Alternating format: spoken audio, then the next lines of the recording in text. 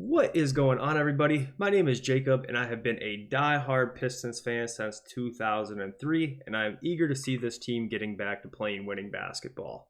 We finally have a move in free agency for the Detroit Pistons to bring a new player onto the roster, and that is Tobias Harris, formerly of the Philadelphia 76ers. In this video, I'm going to explain to you all why I actually think this is a great signing, and I think a few of my points towards the end of the video might actually bring some surprise to a lot of you all.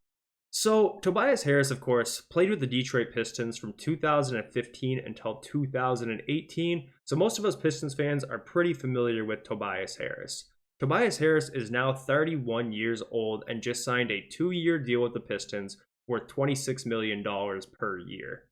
Personally, I'm very excited for this. The two main reasons why Tobias Harris has got a lot of hate in the NBA world over the last few years have nothing to do with the Detroit Pistons. The two reasons why he's gotten hate from the broader NBA fan base is number one, he was on a max contract. Of course, he no longer is with the Detroit Pistons. And number two, he played horrible in the NBA playoffs. So that doesn't really apply to us either because let's just be real. The Pistons are not going to be making the playoffs this year. Best case scenario, everything works out perfect. Maybe we're a play-in team. That's in the best case. So I'm not at all worried about those two things for Tobias. If Tobias Harris was making $20 million a year in Philadelphia, I don't think he would have received the same type of backlash from the fans that he was getting. But last year, he was making $37 million a year, and realistically, he's not a $37 million a year type of player, especially nowadays.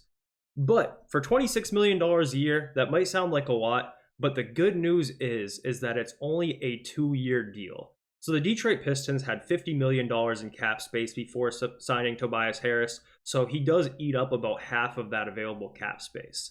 But next year, he will be an expiring contract, and expiring contracts are easier to trade in a worst case scenario.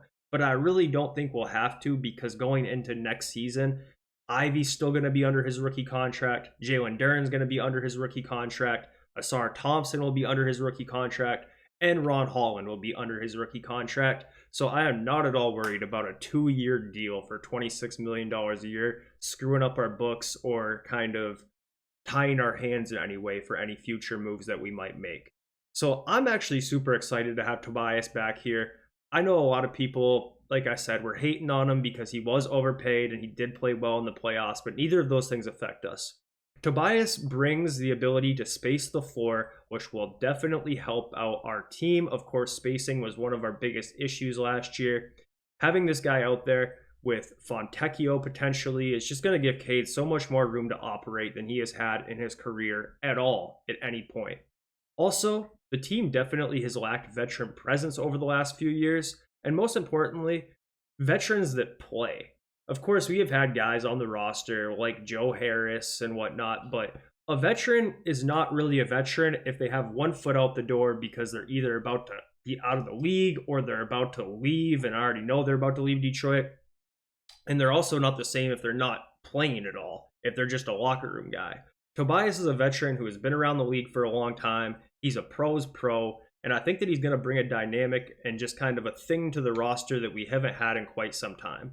Between him and Tim Hardaway Jr., those are two real NBA vets who have been around the block, can help the young guys in a lot of ways on and off the floor. They can help them on the floor by providing space, which is something that these guys like Ivy and Cade desperately have needed over the last few years. And they can help them off the floor by just helping them navigate the NBA and everything that goes into that. Both of these guys have been completely great pros, never been a bad word said about them from off the court stuff or locker room stuff that I've ever heard. So I think this brings a great dynamic to the team, and I'm more than happy to have him in here for $26 million a year.